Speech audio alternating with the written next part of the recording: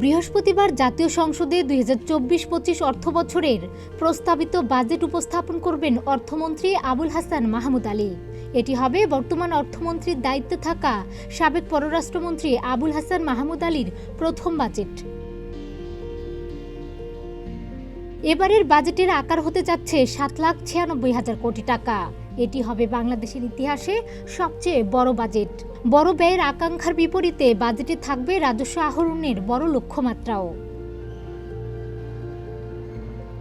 এবারের বাজেটে মোট রাজস্ব আহরণের লক্ষ্যমাত্রা থাকবে প্রায় ৫.৫ লাখ কোটি টাকা। এর মধ্যে জাতীয় রাজস্ব বোর্ড এনবিআরকে আদায়ের লক্ষ্য দেয়া হবে ৪,৮০,০০০ কোটি টাকা। তবে এই বাজেটে কালো টাকা সাদা করার বিশেষ সুযোগ দিতে যাচ্ছে সরকার। এর আগে ২০২০-২১ অর্থ বছরে ১০% কর পরিশোধ সাপেক্ষ কালো টাকা বা অপ্রদর্শিত অর্থ সাদা করার সুযোগ দিয়েছিল সরকার। অর্থনীতিকে চাঙ্গা করতে ৪ বছর পর ফের সুযোগ দেওয়া হচ্ছে। অর্থ মন্ত্রণালয় সূত্রে জানা গেছে, দেশের প্রচলিত আইনে যাই থাকুক না কেন, কোনো করদাতা স্থাবর সম্পত্তি যেমন ফ্ল্যাট ও জমির জন্য নির্দিষ্ট কর হার এবং নগদসহ অন্যান্য সম্পদের উপর ১৫% পরিশোধ করলে কোনো কর্তৃপক্ষ কোনো প্রকারের প্রশ্ন উত্থাপন করতে পারবে না।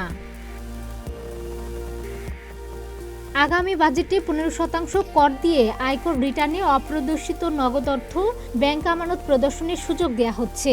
মূলত কালো টাকাকে অর্থনীতির মূলধারায় আনতে উদ্যোগ থাকছে।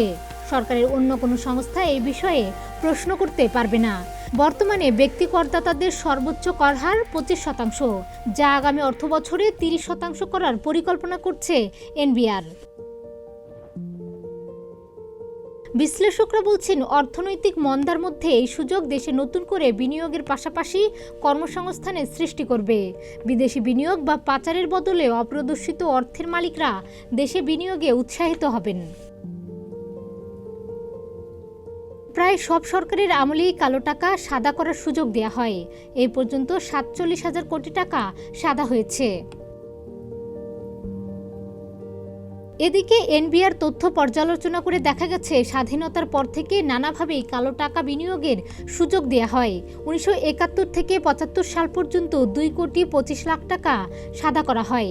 সেখান থেকে তৎকালীন সময়ে সরকার মাত্র ১৯ লাখ টাকা আয়কর পায়।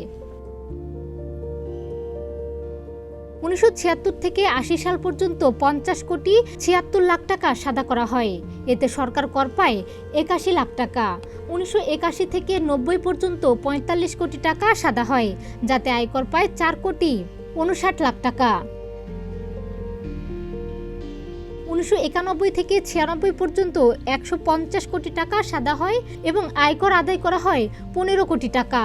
এরপর ধারাবাহিকভাবে কালো টাকা সাদা হওয়ার পরিমাণ কিছুটা বাড়তে থাকে। ১৯৯৭ থেকে ২০০০ পর্যন্ত ৩ বছরে ৯৫০ কোটি টাকা সাদা হয় এবং আয়কর আদায় হয় ১৪১ কোটি টাকা।